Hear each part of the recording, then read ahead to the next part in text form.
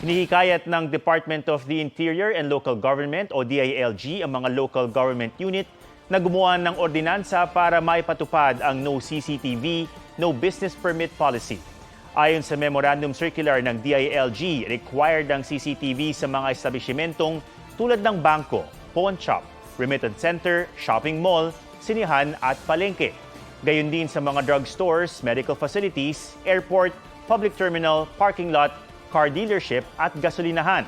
Ayon sa DILG, malaking tulong ang mga CCTV sa pagresolba ng mga krimen. Dati nang naglabas ng polisiya ang DILG tungkol dito, pero kamakailan ay naglabas ito ng mga bagong panuntunan na itinataas ang kalidad ng CCTV na dapat ikabit, ilan dapat at saan dapat nakapwesto.